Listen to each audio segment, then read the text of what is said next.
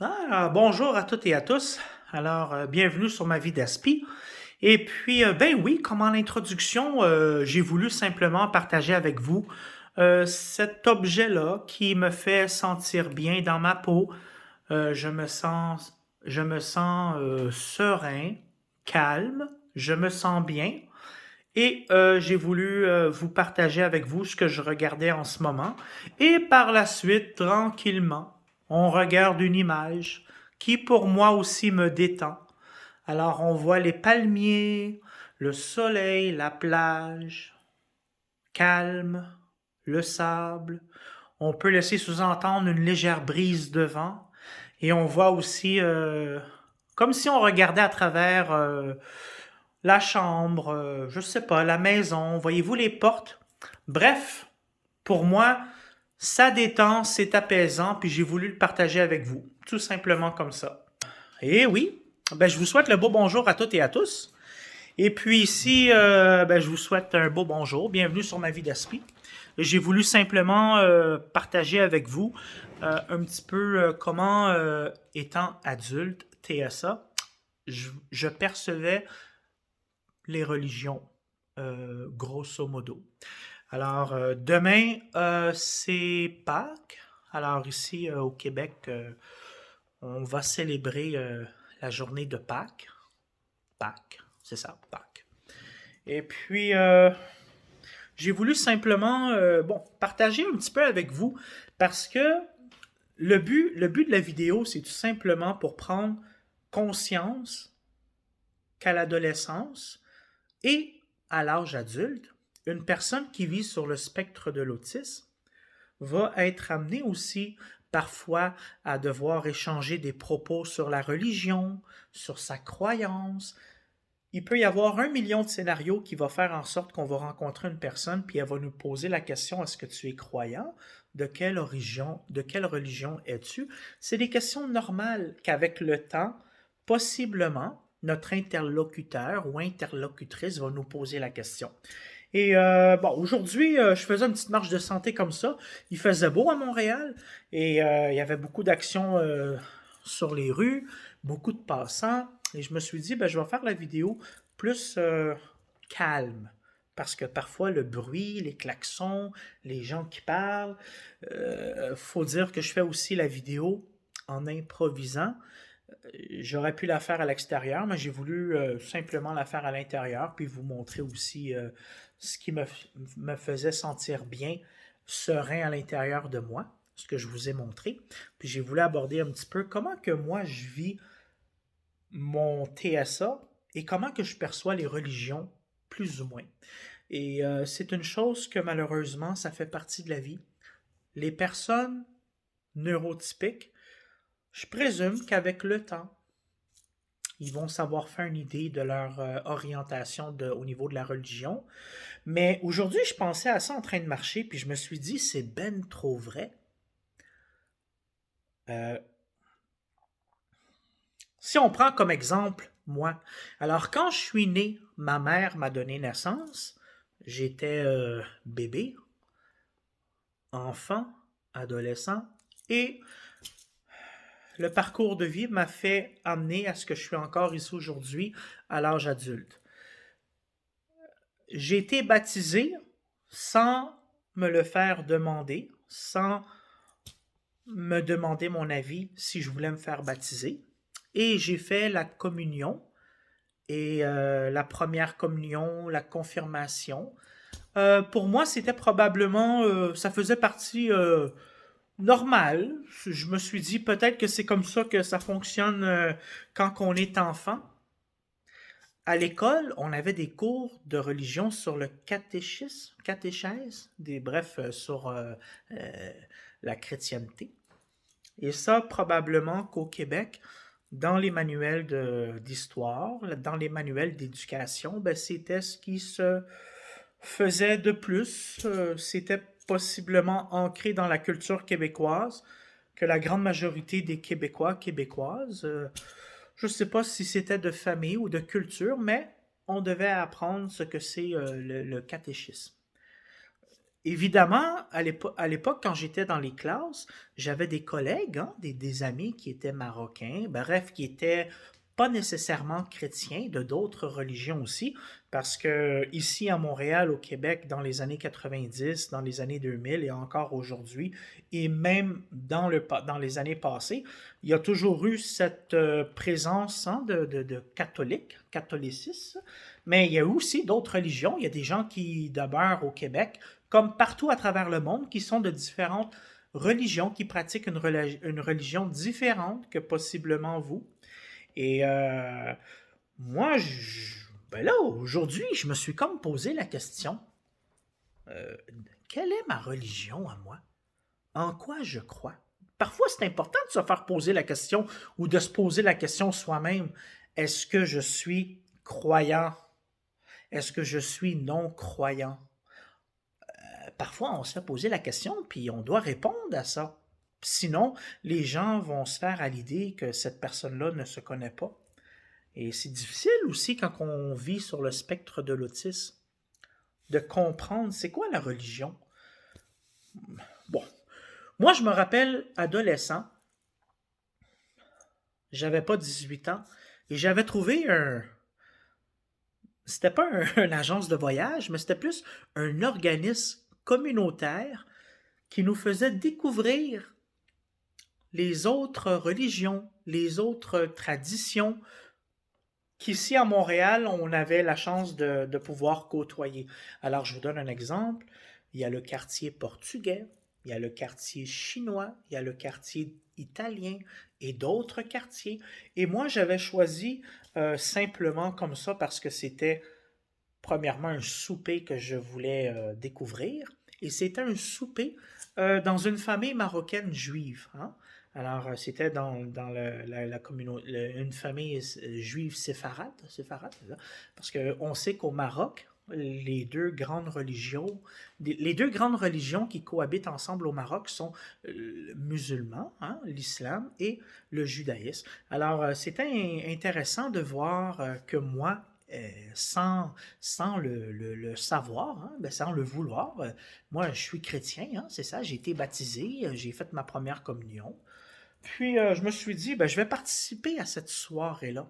C'était un vendredi, et on sait que chez les, les personnes qui pratiquent la religion juive, ben, le vendredi, c'est sacré, c'est le Shabbat. Hein. C'est un souper généralement qu'on va célébrer uniquement en famille. Alors, c'est important. Peut-être que dans la culture aussi, on peut inviter les amis, mais là, c'était un contexte différent. C'est une famille avec les enfants qui étaient à la maison qui nous invitait à découvrir c'est quoi un souper Shabbat. Et on parlait aussi un petit peu de la culture marocaine parce que c'était des Marocains qui nous recevaient. Et j'ai beaucoup aimé mon expérience. J'ai découvert c'était quoi faire la prière, bref, le petit coupe de vin, goûter aux mets. Hein. Les mets, c'est différent. J'ai beaucoup aimé mon expérience. Euh, alors ça, j'ai voulu le partager avec vous. Tout simplement pourquoi? Parce que ce que je vais expliquer, probablement, ça va faire du sens. Là je suis en train d'improviser, mais c'est un sujet que je voulais aborder parce que je pense que c'est important lorsqu'on est une personne autiste, qu'on se pose aussi la question par rapport à notre religion ou comment qu'on peut percevoir ça. Et moi, je suis une personne à la base qui va pas juger les autres, qui ne va pas juger les autres religions parce que je me dis que dans chaque religion, il y a du positif que je peux apprendre. Et je peux partager avec vous aussi j'étais probablement début vingtaine. J'ai un de mes amis qui savait fiancer avec une fille laotienne du Laos. Alors, il m'avait invité, j'étais le seul invité de mon ami. Et c'était beau à voir parce que quand ils se sont fiancés, ils ont fait la réunion, ils ont fait la soirée de festivités à la maison chez la fille laotienne et il y avait toute la famille présent de la fille en question. Et il y avait un code vestimentaire à respecter. Alors, mon ami était habillé dans la tradition laotienne, la nourriture strictement laotienne. Et je me rappelle, par rapport au dessert, c'était une texture gelée. Il y avait beaucoup, beaucoup de couleurs. C'était beaucoup coloré, puis j'avais beaucoup aimé ça. Un beau souvenir que j'ai eu la chance de participer à une fête de fiançailles laotienne. Euh, Malheureusement, un an après, ça n'a plus fonctionné le couple. Alors, c'est des choses qui peuvent arriver, mais j'ai quand même assisté à la célébration entre mon ami et sa copine qui était laotienne. Et mon ami était québécois, bon, chrétien. Bon, bon, oui, bon. Et puis, bon, par la suite,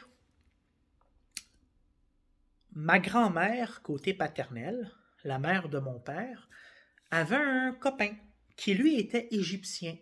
Eh oui. Et je sais qu'en Égypte, il y a il y a l'islam et il y a tout de même la chrétienté les gens en Égypte, hein, il y a deux religions, peut-être autres, mais bref. Il s'appelait Edouard. Alors, Edouard. Je me rappelle pas s'il était chrétien ou musulman. Malheureusement, je sais pas. Mais je me rappelle qu'ils avaient fait un séjour au Maroc. Et moi, à l'époque, j'étais à l'école secondaire et ma grand-mère m'avait remis un collier avec un symbole. Et c'était écrit en arabe. Alors, c'était un beau collier. Je l'aimais, moi, ce collier-là. Je trouvais le symbole beau à regarder. Mais je me rappelle la première journée que j'ai mis ça, que j'ai mis le collier à l'école, je me suis fait demander, mais est-ce que tu es devenu musulman, Jonathan? Ben, j'ai dit, ben non, pourquoi? Ben, c'est parce que le collier, là, le symbole, ça représentait l'islam. C'était probablement marqué islam en arabe. Ça laissait sous-entendre le symbole équivaut à musulman. Alors, ben là, moi, je leur ai dit, non, je ne suis pas musulman, mais je trouve ça beau. Mais voyez-vous, parfois, là, je n'avais pas eu mon diagnostic de TSA. Alors, je ne savais pas, moi, que si c'était bien ou pas bien de porter ça. Moi, je me sentais bien à le porter, mais adolescent, je me suis fait souvent poser des questions. Mais pourquoi tu portes ça? C'est pas ta religion, patati, patata. Vous voyez? Puis surtout à l'adolescence, à l'école, hein, les jeunes, ça se parle.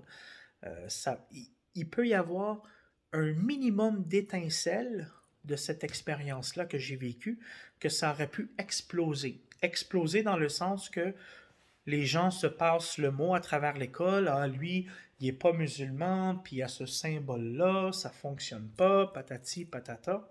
Mais bref, euh, je me rappelle que c'était très beau. Mais bon, j'ai pris pour acquis que malheureusement, j'ai dû enlever ce symbole-là, ce beau bijou-là. Bon.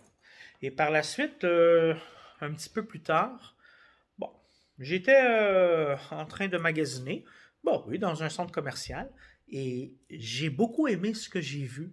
Alors, c'était la main de Fatma, la main de Fatima, si je ne me trompe pas, c'est bien ça le terme, la main.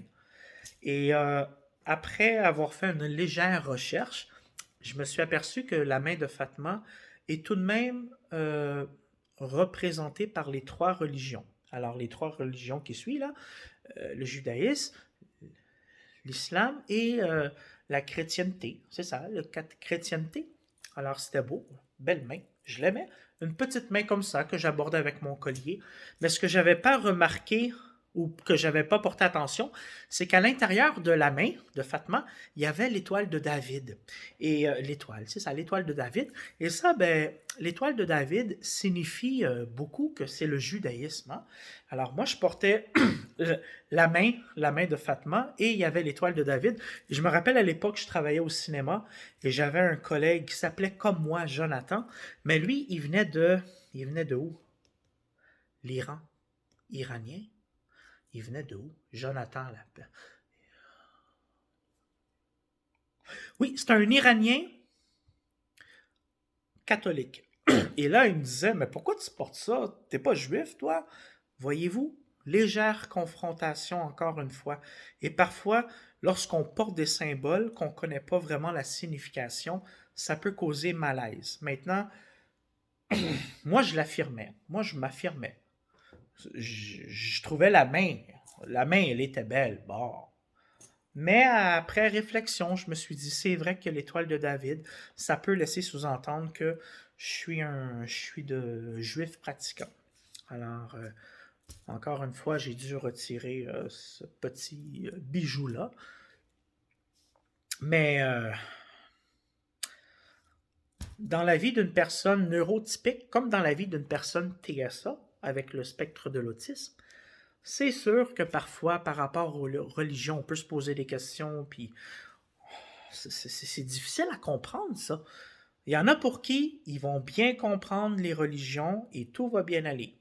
Mais moi, j'ai des difficultés à comprendre encore aujourd'hui les religions et qu'est-ce que ça signifie, qu'est-ce que ça implique. Voyez-vous, même moi, personnellement, j'ai de la difficulté à comprendre le- la chrétienté. Hein? Bon, on fait souvent référence à Jésus. Hein? Demain, c'est Pâques. Alors, je pense que Pâques signifie la résurrection de Jésus. Mais moi, j'ai tout le temps été une personne ouverte d'esprit, qui aime beaucoup aller vers les autres, vers autrui. Moi, j'aime ça apprendre de différentes cultures. Et dans les années passées, ben oui, j'avais été au salon de coiffure et je devais faire laver mes cheveux. Et c'était une Marocaine qui m'avait lavé les cheveux. Et bref, je sais pas comment c'est arrivé, mais je lui ai demandé son numéro de téléphone. Et puis, par la suite, elle m'a invité chez elle. Et puis, elle m'avait préparé un thé marocain. Alors là, elle était marocaine, euh, musulmane. Bon. Alors, j'avais beaucoup aimé le thé marocain. Oh, il y avait des petits desserts aussi que j'avais bien aimés. Mais voyez-vous, elle était d'une religion autre que la mienne.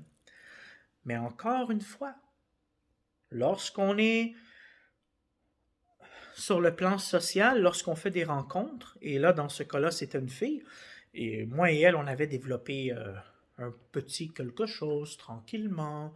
Moi, j'étais en train de me faire laver les cheveux, je lui parlais, elle me parlait, et puis, bref, parfois, on peut rencontrer des gens d'une autre nationalité, d'une autre religion, et ça peut cliquer. On entend souvent dire que pour qu'un couple fonctionne, les deux doivent être de la même religion. Si ce n'est pas le cas, généralement c'est l'homme qui doit se convertir à l'autre religion de sa partenaire ou de son partenaire, je ne sais pas. Dans mon cas, c'était de ma partenaire. Et moi, j'ai pas voulu me convertir à l'islam, tout simplement parce que moi, j'aime ça apprendre de toutes les cultures. Mais je vais vous dire une chose. J'ai trouvé que c'est très difficile, par exemple, pour moi, d'avoir une amie juive. Hein? Bon.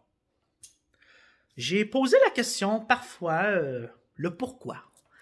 Et ce que je me suis rendu compte, c'est que j'ai l'impression que dans la communauté juive, c'est probablement entre juifs ou entre personnes pratiquant le judaïsme que les chances d'accouplement pour faire un couple peuvent fonctionner. Maintenant, vous allez me dire, mais il y a des gars, il y a des filles qui sortent ensemble qui ne sont pas nécessairement les deux juifs et que ça va fonctionner. Effectivement, mais moi j'ai remarqué, puis j'ai parlé à beaucoup de monde, puis c'est tout le temps la même réponse. T'es pas juif, c'est difficile de se faire accepter dans la communauté, c'est difficile de se faire accepter dans la famille. Et moi personnellement, je le comprends. Je pose pas, j'essaie pas de comprendre le pourquoi. On me l'a expliqué à plusieurs reprises, puis je me suis dit, ben ok, bon, c'est correct. Dans la communauté islam, musulmane, j'ai remarqué qu'il y a cet esprit de fête. Possiblement que c'est un petit peu plus à la légère. Ça a été plus facile pour moi de me faire des amis, de m'intégrer, même si c'était pas la même religion. Si je prends l'exemple du judaïsme, versus l'islam, j'ai été plus facilement accepté euh, dans les amis, dans les filles, dans les soirées musulmanes versus que dans les soirées juives. Et moi, j'aurais aimé ça, me faire des amis juifs, mais bon, juifs, c'est ça, juifs de religion juive, mais ça n'a pas donné. Parfois, il peut y avoir des collègues de travail, parfois on peut dire allô, allô, allô, mais ça ne va pas aller plus loin. C'est correct. Faut dire aussi que dans n'importe quelle religion, il y a des exceptions. Et oui, il y a des exceptions. Mais lorsqu'on est adulte, parfois c'est important de savoir dans ce que l'on est. Moi, je pense pas que je suis athée. Athée, selon moi, ça veut dire que l'on ne croit en rien. Bon, moi, je crois au positif. Chaque religion, même dans le bouddhisme, l'hindouisme, eh oui, si je ne me trompe pas, c'est bien ça le terme. Il y a du positif dans tout. Mais malheureusement, généralement, chez la personne, c'est important de faire un choix. Mais moi, personnellement, j'aimerais ça être dans toutes les religions. J'aimerais ça réellement pouvoir dire je suis ci, je suis ça, je suis ça, je suis international, mais dans la vie d'une personne adulte, ça se fait pas et c'est probablement pas recommandé à le dire ou à le faire parce que parfois ça peut porter beaucoup trop de curiosité envers les autres. Mais pourquoi qu'il n'est pas capable de choisir sa propre religion? Hein? Généralement, les gens ont une religion, mais moi, on dirait que dans ma condition d'autiste, dans ma condition de TSA, je juge pas les autres religions, puis j'aime beaucoup apprendre de, de tous. Alors, c'est important, puis c'est une bonne réflexion que je me fais aussi à moi-même. Hein? Parce que, parce que c'est important de se poser la question. Est-ce que moi, je suis croyant? Est-ce que je crois en un Dieu? Bon, je sais pas, je sais pas. Parfois, je vais à l'église. Avant la COVID, parfois, j'allais me recueillir à l'église. Je me sentais bien. J'ai jamais été dans une synagogue. J'ai jamais été dans une mosquée. Mais je suis sûr que probablement, je pourrais ressentir un effet apaisant, un effet de bien-être. Pourquoi? Je le sais pas. Je me dis à l'intérieur de moi, dans toutes les religions, il y a du positif. Et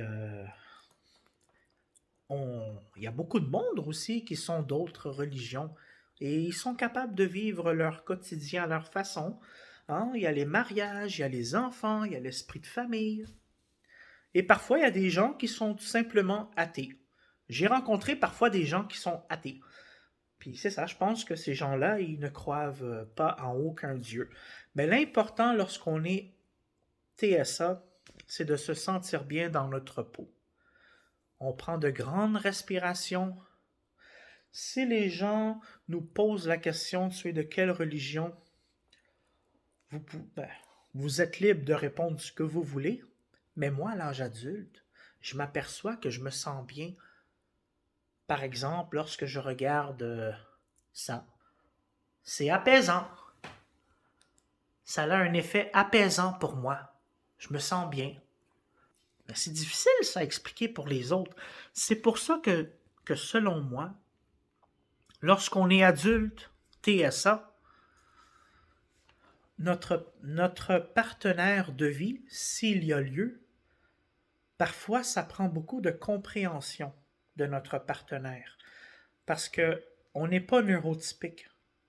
Puis parfois on va analyser les choses autrement, différemment. Parfois ça peut apporter un conflit, parfois pas. Mais aujourd'hui, j'étais en train de marcher puis je me suis dit, c'est important que je sache. Est-ce que moi j'ai une religion? Est-ce que je crois en quelque chose? Ça, ça me fait du bien de partager la vidéo avec vous parce que je suis convaincu qu'à l'intérieur de moi, je ne suis pas le seul. Il y a parfois d'autres personnes qui sont TSA qui doivent se chercher ou qui doivent plus ou moins comprendre c'est quoi la religion, mais j'ai pas de réponse magique. J'ai voulu partager avec vous un petit peu ce que j'ai vécu par rapport aux religions, la façon que j'ai pu observer comment ça se passe, les rencontres que j'ai faites dans le passé, les rencontres que je vais faire dans l'avenir, je ne sais pas.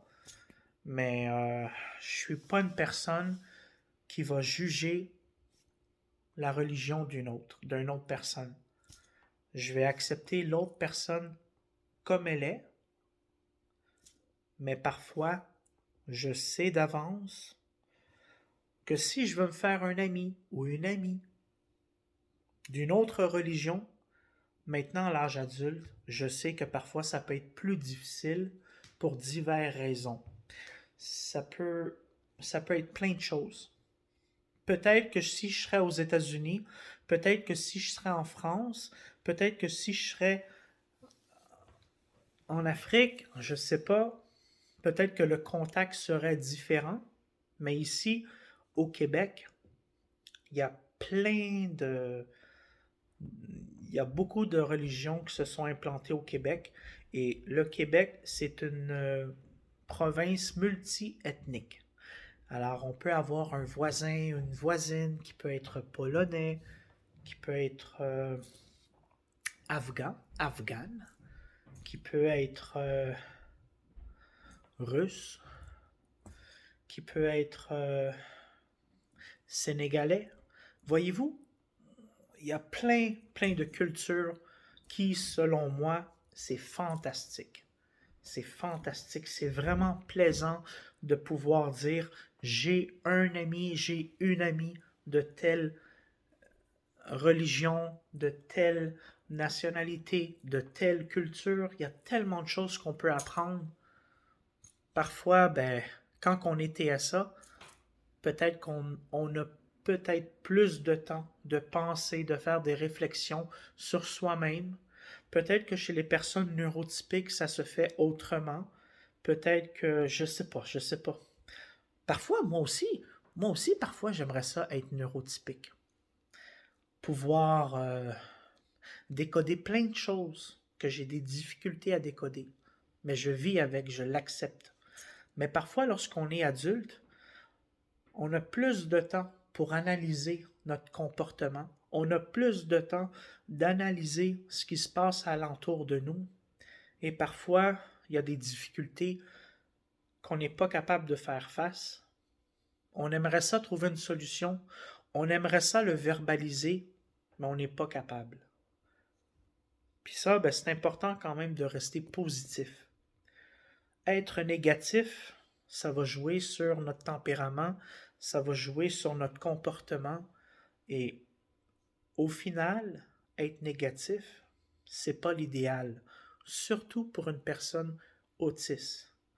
La personne autiste vit assez de difficultés dans son quotidien qu'il peut y arriver une situation légère qui peut faire en sorte que, oups, ça peut se dégrader facilement. Et ça, c'est important d'essayer de rester positif, de rester serein. Parfois, dans notre parcours de vie, on va vivre de beaux moments, on va vivre plein de belles choses. Parfois, on peut vivre un deuil, on va le vivre à notre façon.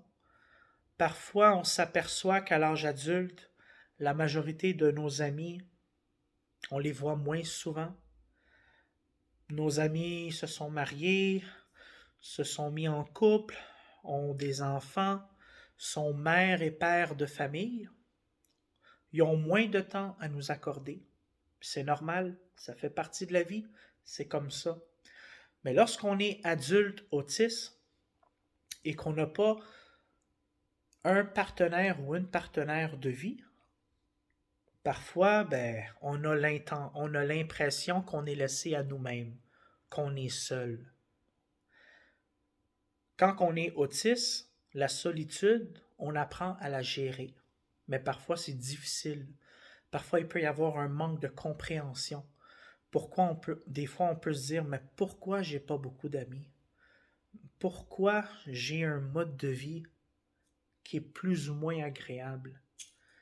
Chaque personne autiste va s'apercevoir s'il se sent bien ou si elle se sent bien dans son mode de vie, mais parfois, c'est des moments qui sont difficiles parce qu'on est adulte, on prend une prise de conscience sur nous, sur notre façon de se comporter, où je suis rendu dans ma vie, qu'est-ce que j'ai apporté à ma vie. Puis des fois, ben, c'est difficile. Des fois, on est mieux de rester seul que d'être en couple avec une personne si la personne a des difficultés à nous accepter tel que l'on est, ou parfois il peut y avoir plusieurs facteurs qu'une relation va fonctionner ou qu'elle ne fonctionnerait pas. Mais en vieillissant, de toutes les expériences de vie que j'ai eues avec, dans mon cas, moi, mes partenaires de filles, de femmes, je me rends compte d'une chose. C'est que chaque fille que j'ai rencontrée dans le passé, alors des filles, j'en ai rencontré beaucoup, comme des gars, mais quand je parle de relations un petit peu plus intimes, hein, une blonde, je m'aperçois que la majorité des filles qui se sont ouvertes à moi, qui m'ont accepté comme que j'étais, ce sont des filles qui avaient une ouverture d'esprit plus grande que la majorité des autres filles. Ce sont des filles qui me ne jugeaient pas, qui m'acceptaient tel que je suis. Et ça, parfois, se faire accepter tel que l'on est, ce n'est pas évident, c'est pas facile. Parce que à l'âge adulte, les filles comme les gars, généralement, essayent de se confondre, essayent de se mettre dans un moule. Et à la vie adulte, il y a un moule social que généralement tu fites ou tu fites pas. Et quand tu fites pas, tu es mis à l'écart. Être mis à l'écart, ça se sent. On le sent. Je le sens que je suis mis à l'écart pour plusieurs raisons. Mais c'est jamais une raison pour laquelle il faut abandonner. Parce que la vie peut nous réserver des surprises. On peut vivre de beaux moments. Parfois, on va vivre de beaux moments qui vont durer un certain laps de temps et qu'après ça, on passe à d'autres choses. Mais quand on vit le beau moment, c'est agréable. Et on se dit, oui, malgré que je suis autiste, je suis capable aussi de vivre de beaux moments. De vivre de beaux moments comme je l'entends. Chaque personne autiste va vivre de beaux moments à sa façon. Puis je sais, parfois il y a beaucoup de parents qui vont m'écrire. Puis parfois, il y a des parents qui aiment simplement voir certaines de mes vidéos parce qu'ils se rendent compte que leur jeune enfant, adolescent, va aussi devenir adulte avec le temps. C'est juste une question de temps. Vous avez un enfant qui est TSA, vous avez un adolescent ou une adolescente qui est TSA, votre enfant va devenir aussi adulte. Et vous, en tant que parent, vous allez prendre de l'âge aussi. Hein? Tout dépendant de l'âge que vous avez. Puis parfois, en tant que parent, on va s'inquiéter de la condition de notre enfant parce que on sait qu'en tant que parent, on ne va pas être là indéfiniment. On espère juste que notre enfant autiste, TSA, va faire un cheminement de vie, va quand même être capable d'avoir un minimum de qualité de vie. Il va y avoir des adultes TSA pour qui ça va être plus facile que d'autres. Parfois, c'est difficile, mais il ne faut pas abandonner. Ben non, il ne faut pas abandonner. C'est facile à dire ça. Même pour moi, c'est facile à dire. Mais j'essaie tout le temps de rester positif. Puis la religion, ben ça fait du bien. Parfois, on peut voir un symbole, puis on peut prendre ça comme une religion où le symbole nous fait du bien. L'important, quand on est autiste, c'est que on se sent bien. On peut avoir un amoureux, une amoureuse, on va se sentir bien, on sait qu'on se fait aimer, ça nous fait sentir bien. Il y a l'esprit d'amis, il y a l'esprit de famille,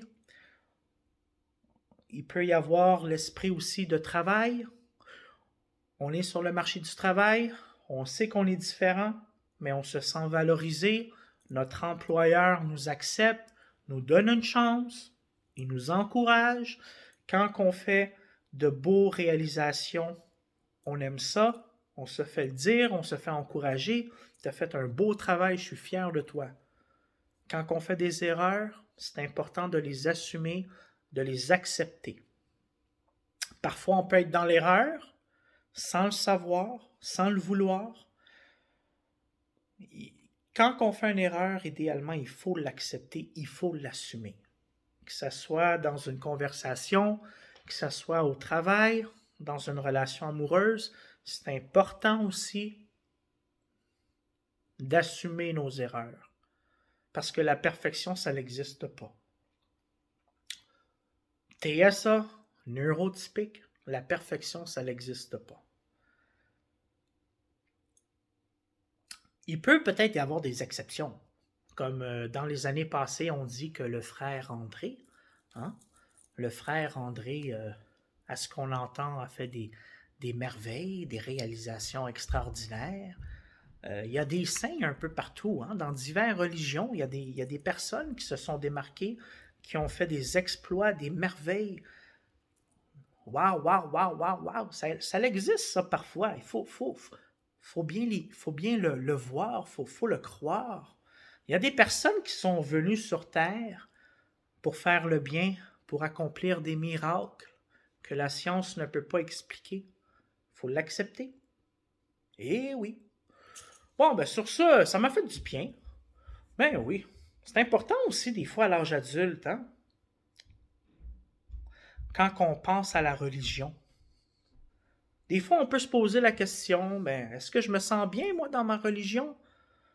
Ou est-ce que je m'en fous? C'est pas important pour moi? Il n'y a pas de réponse magique à ça. Mais je pense que si vous êtes TSA et que vous avez fait un petit cheminement personnel, que vous avez fait une réflexion sur vous-même face à la religion, ben je vous dis bravo.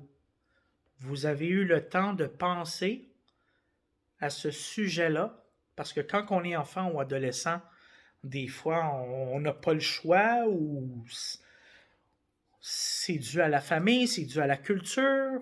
Mais quand on devient à l'âge adulte, on a plus de temps pour penser. C'est quoi la religion? Dans quoi je me sens bien? Qu'est-ce que j'aime? Patati, patata.